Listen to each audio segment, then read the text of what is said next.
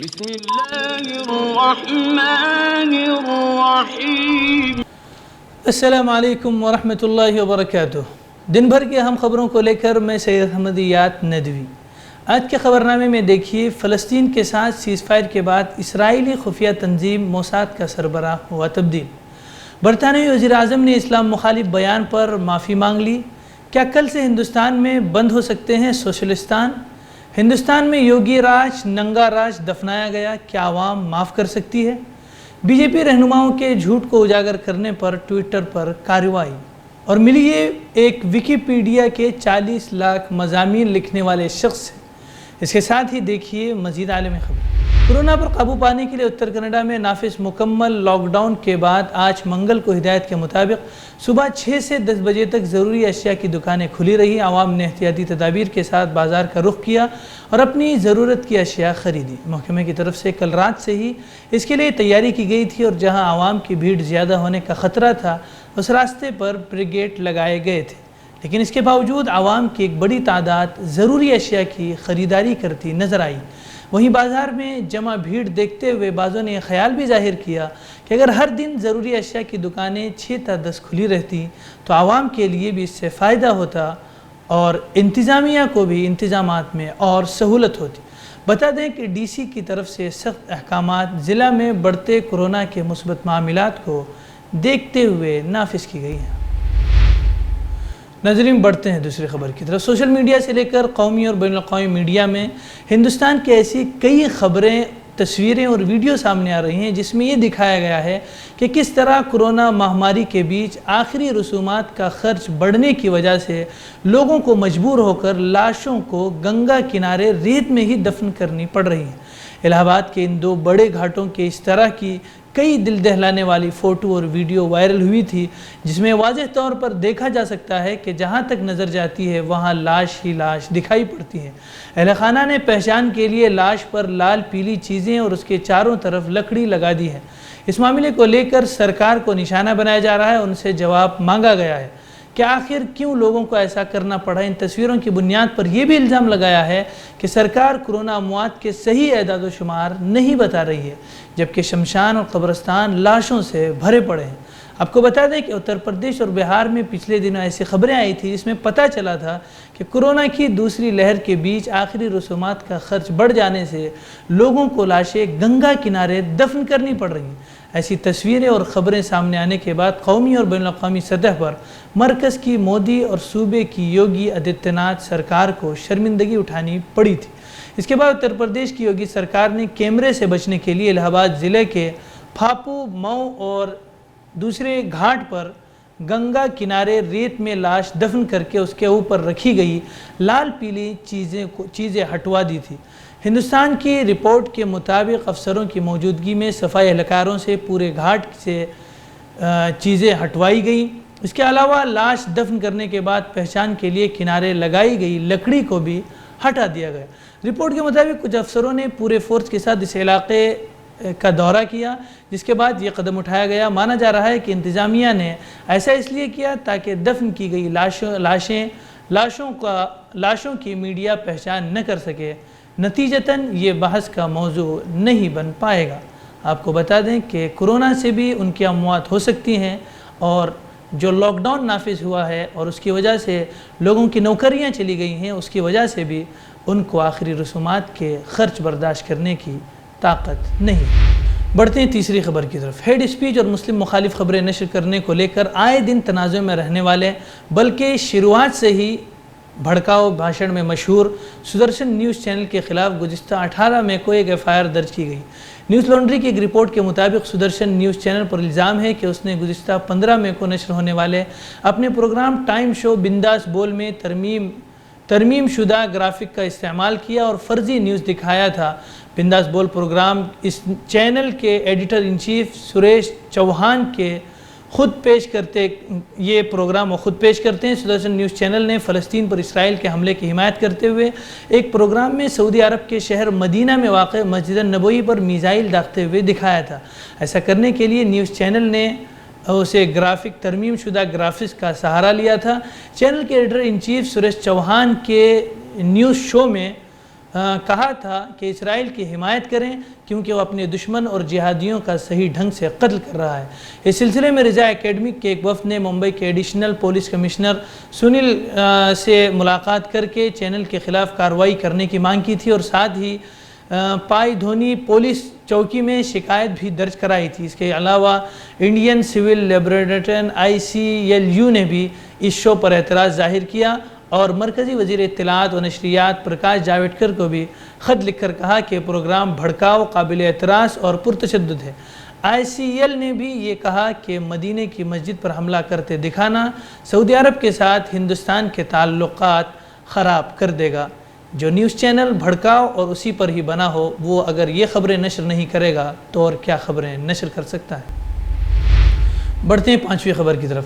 کانگریس کے سابق صدر راہل گاندھی نے مبینہ کووڈ ٹول کٹ معاملے میں دہلی پولیس کی جانب سے micro blogging website Twitter کے دفاتر پر چھاپے مارے جانے کی ایک دن بعد منگل کے روز کہا ہے کہ سچ کسی سے نہیں ڈرتا۔ انہوں نے #ٹول کٹ کے ساتھ ٹویٹ کیا، سچ ڈرتا نہیں۔ غورطلب ہے کہ دہلی پولیس کی خصوصی ٹیم نے مبینہ کووڈ ٹول کٹ معاملے کی جانچ کے تعلق سے ٹویٹر انڈیا کے دہلی اور گڑگاؤں واقع دفاتر پر پیر کی شام چھاپہ ماری کی تھی۔ ٹول کٹ تنازع پر کل یعنی پیر کی شام کو دہلی پولیس کی ٹیم ٹویٹر انڈیا کے دہلی اور گروگرام کے دفاتر پہنچی۔ کانگریس کے ترجمان رندیپ سنگھ سرجیوالا نے اس کو BJP کا ریڈ راج یعنی چھاپے کا راج قرار دیا۔ انہوں نے کہا کہ جان لے ٹویٹر کے دہلی اور گروگرام کے دفاتر پر چھاپے مارنے والی ڈرپوک BJP حکومت اس طرح فرضی ٹول کٹ کا سچ نہیں چھپا سکتی۔ پولیس کے اعلیٰ عہدیدار نے بتایا کہ اسپیشل سیل نے جو سوموار کو کووڈ-19 ٹول کٹ کے تعلق سے شکایت کو لے کر ٹویٹر کو نوٹس بھیجا اور BJP لیڈر سمبت پاترا کے ٹویٹ کو چھیڑ چھاڑ کیا ہوا قرار دینے پر ٹویٹر سے وضاحت طلب کی تھی۔ گزشتہ ہفتے ٹویٹر نے مبینہ ٹول کٹ کے تعلق سے ٹویٹ کو چھیڑ چھاڑ کیا ہوا قرار دیا تھا۔ معلوم ہو کہ گزشتہ 18 مئی کو اس وقت تنازع کھڑا ہو گیا جب BJP نے کانگریس پر کورونا مہاماری کے دوران عوام کو گمراہ کرنے اور وزیر اعظم نریندر مودی کی امیج کو خراب کرنے کا الزام لگایا تھا اور کہا تھا کہ اس بحران میں اپوزیشن پارٹی کی گدھوں کی سیاست اجاگر ہوئی ہے۔ ایک کووڈ-19 ٹول کٹ کا حوالہ دیتے ہوئے BJP ترجمان سمبت پاترا نے الزام لگایا تھا کہ کورونا کے وقت جب پورا ملک مہاماری سے لڑ رہا تھا تو کانگریس نے اپنا سیاسی مفاد کے لیے ہندوستان کو پوری دنیا میں ذلیل اور بدنام کرنے کی کوشش کی۔ اس طرح کے الزام BJP رہنما JP نڈا، اسمرتی ایرانی اور BL سنتوش نے بھی کانگریس پر لگائے تھے۔ بڑھتے ہیں 6ٹھی خبر کی طرف۔ دنیا بھر میں معلومات کے حصول کا آسان ترین ذریعہ سمجھا جانے والے آن لائن انسائکلوپیڈیا ویکیپیڈیا ہے۔ یہ انسائکلوپیڈیا ہزاروں رضاکاروں کی مدد سے مینٹین کیا جاتا ہے، لیکن کیا آپ اس رضاکار کو جانتے ہیں جو اب تک ویکیپیڈیا کے 40 لاکھ صفحات کی ایڈیٹنگ کر چکا ہے؟ اسٹیون پرویٹ نامی امریکی شہری دنیا کے انوکھے ترین ریکارڈ کا حامل ہے۔ یہ اپنے پاس ویکیپیڈیا صفحات میں سب سے زیادہ ایڈٹس کرنے کا اعزاز رکھتا ہے۔ اپنے کمرے میں بیٹھ کر یہ اب تک ویکیپیڈیا کے 40 لاکھ مضامین کی ایڈیٹنگ کر چکا ہے، جبکہ خود بھی 35,000 سے زائد مضامین یا صفحات لکھ چکا ہے۔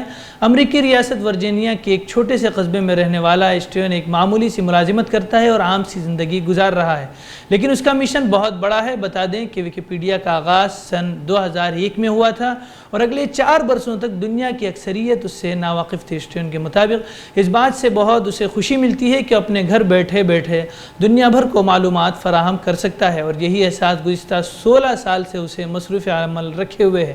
وہ اس روزانہ اپنے فارغ اوقات کے 3 گھنٹے ویکیپیڈیا کے لیے صرف کرتا ہے، اور مزے کی بات یہ ہے کہ آج تک اسے اس کام کا کوئی معاوضہ نہیں ملا۔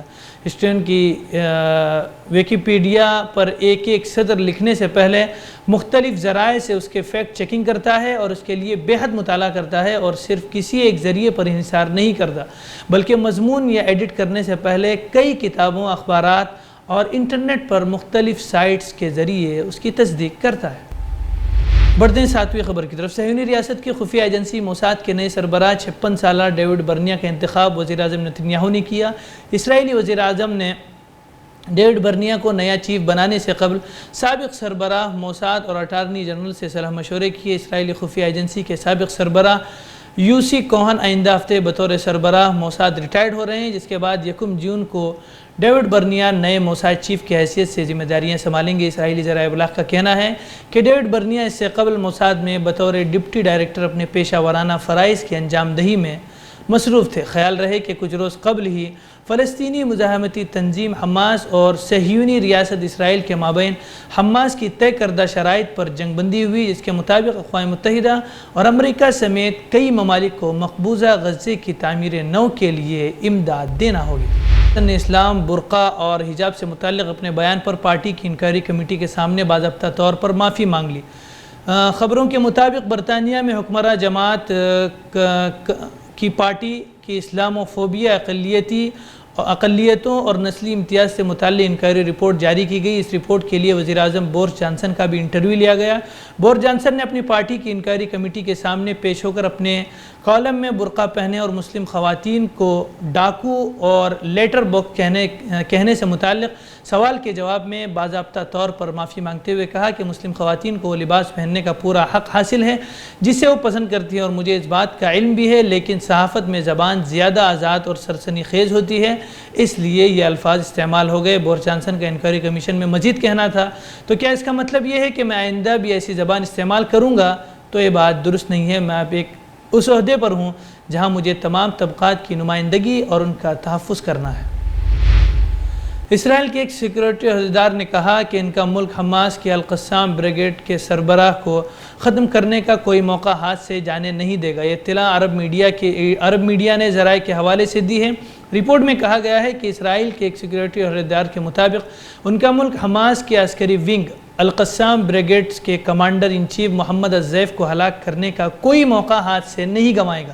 اسرائیلی عہدیدار نے اتوار کے روز یہ بیان دیا۔ انہوں نے مزید کہا کہ اگر محمد الزیف تک پہنچنے کی قیمت ایک اور جنگ ہوئی تو ہمارے لیے یہ بھی کوئی مسئلہ نہیں۔ واضح ہے کہ غزہ کی پٹی پر 11 روز تک اسرائیل کے شدید حملوں اور بمباری کے بعد جمعرات اور جمعے کے درمیانی شب 2 بجے سے متبادل فائر بندی کا اطلاق ہوا۔ یہ فائر بندی مصر کی وساطت سے ممکن ہوئی۔ مذکورہ عرصے میں غزہ کی پٹی میں اسرائیلی حملوں میں درجنوں بچوں اور خواتین سمیت 248 فلسطینی شہید ہوئے۔ ناظرین، خبرنامے میں اتنا ہی۔ انشاءاللہ ملتے ہیں پھر کسی خبرنامے میں۔ والسلام علیکم ورحمۃ اللہ وبرکاتہ۔ ہم سے جڑے رہنے کے لیے ہمارے چینل فکر و خبر ٹی وی کو سبسکرائب کریں، ویڈیو کو لائک اور شیئر کریں۔ مزید خبروں کے لیے لاگ ان کریں فکروخبر.com۔